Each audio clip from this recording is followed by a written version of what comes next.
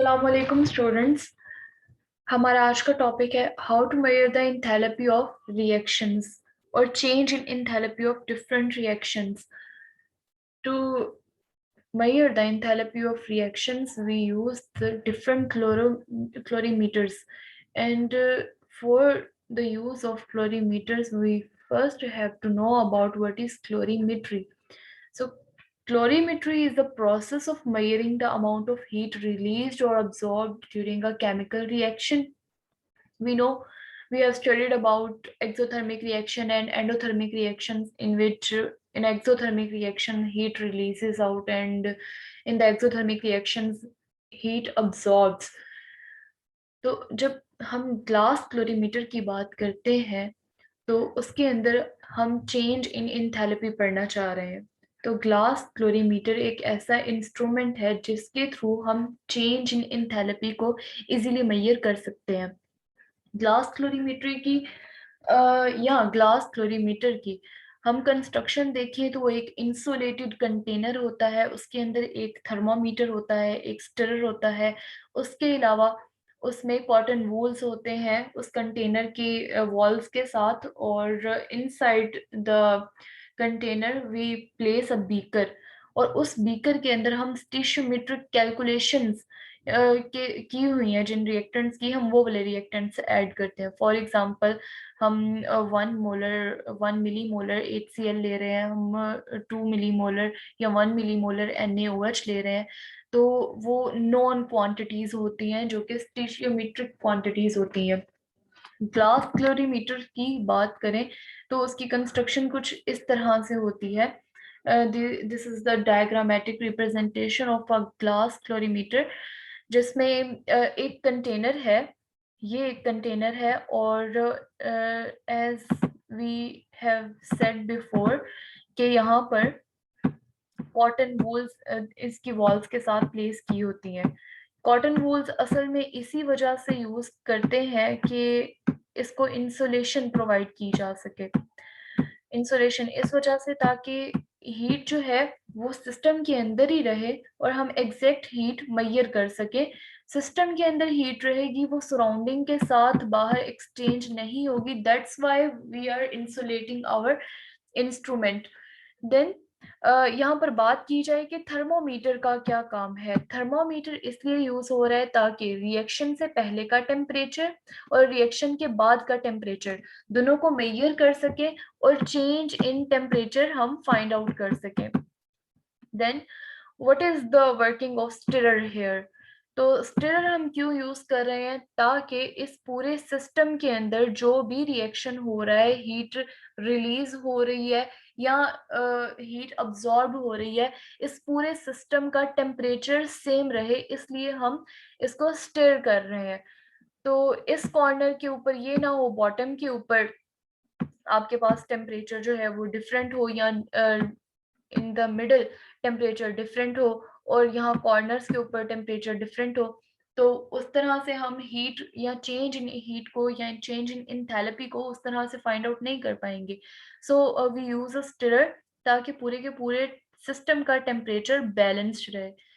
Now take an example कि इसके अंदर सिस्टम में हमने HCl लिया हुआ है and sodium hydroxide, we took both of this, and जब हमने HCl लिया, हमने इस सिस्टम का HCl का टेम्परेचर मेजर किया।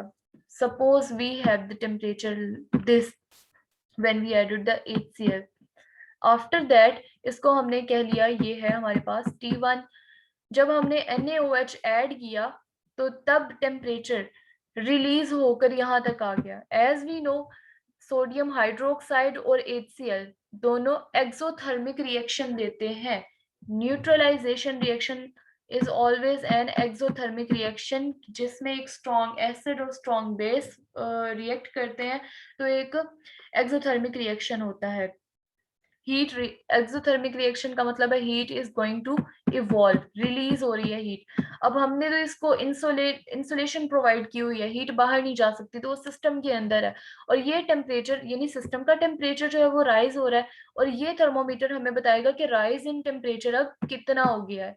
तो सपोज वो यहाँ पर आ गया, इसको हम कह देंगे T2। यहाँ से हम easily change in temperature find out कर सकते हैं, T2 minus T1। So change in temperature हम यहाँ से फाइंड आउट कर लेंगे। Then further we have a lid on this. Lid क्यों है, वो भी इसी वजह से है कि यहाँ पर हमने इसको इंसुलेशन प्रोवाइड की हुई है। So we come to the next, के नेक्स्ट हमारे पास क्या होगा। So here where we will use the calculations or mass or specific heat of the reaction mixture etc all that। अब ये इक्वेशन हमें क्या बताना चाह रही है, यहाँ पर हम हीट फाइंड आउट करें कि कितनी अमाउंट ऑफ हीट वहां से रिलीज हो रही है। तो उस रिएक्शन की हीट कितनी है वो हम फाइंड आउट करने के लिए हम मैस लेते हैं। ये मैस कौन सा मैस है, ये असल में मैस हमें बताना चाह रहा है कि ये मैस ऑफ रिएक्टेंट्स है। कौन से रिएक्टेंट्स, जो कि हमने कंसीडर किए हुए हैं, HCl in case of HCl and sodium hydroxide.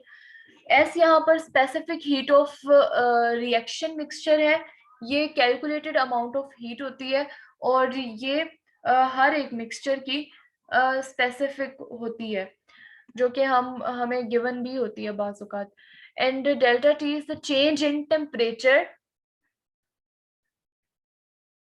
Delta T is the change in temperature जिसके थ्रू जब जब हम इन तीनों चीज़ों को हम मल्टीप्लाई करते हैं तो हमारे पास हीट आ जाती है। Then there is one another factor that is heat capacity. अगर आप मैस और स्पेसिफिक हीट ऑफ वाटर, एस जो है ये स्पेसिफिक हीट को रिप्रेजेंट करता है, ये वाटर की भी हो सकती है, किसी भी लिक्विड की या मिक्सचर की अलग अलग होती है। लेकिन जब हम बात करते हैं हीट कैपेसिटी की, तो वहां पे हम स्पेसिफिकली वाटर की बात करते हैं कि product of mass and specific heat of water, it is known as the heat capacity. Heat capacity क्यों यूज होती है वो हम बॉम कैलोरीमीटर के अंदर फर्दर डिस्क्राइब करेंगे। जो पूरा लेक्चर था उसके अकॉर्डिंग हमने क्या देखा, हमने देखा क्लोरीमेट्री क्या होती है, ग्लास कैलोरीमीटर क्या होता है, वो एक इंसुलेटेड कंटेनर होता है जिसमें थर्मामीटर, स्टिरर और स्टिक्योमीटर को कैलकुलेटेड अमाउंट ऑफ रिएक्टेंट्स हम यूज करते हैं। उनका जो है क्या किस चीज का क्या काम होता है, थर्मामीटर का काम होता है कि वो हमें टेम्परेचर मेजर करके देता है, स्टिरर टेम्परेचर को बैलेंस्ड रखता है, इंसुलेशन इस वजह से प्रोवाइड की हुई है हीट बाहर सराउंडिंग के साथ एक्सचेंज ना हो। हीट जब रिएक्शन स्टार्ट होता है हीट अब्सॉर्ब या इवॉल्व हो सकती है। देन हमारे पास इक्वेशन आती है, इस इक्वेशन के अकॉर्डिंग m जो है वो मैस को प्रेजेंट करता है s for specific heat of reaction and delta t is the change in temperature. And heat capacity क्या होती है कि जब हम मैस और स्पेसिफिक हीट ऑफ वाटर को मल्टीप्लाई करते हैं उनकी प्रोडक्ट हमारे पास हीट कैपेसिटी होती है और हीट कैपेसिटी को हम C से डिनोट करते हैं। सो यहाँ तक आज का लेक्चर था, class calorimeter. I hope you will be understood all that. हम मिलेंगे नेक्स्ट लेक्चर में, तब तक के लिए अल्लाह हाफिज।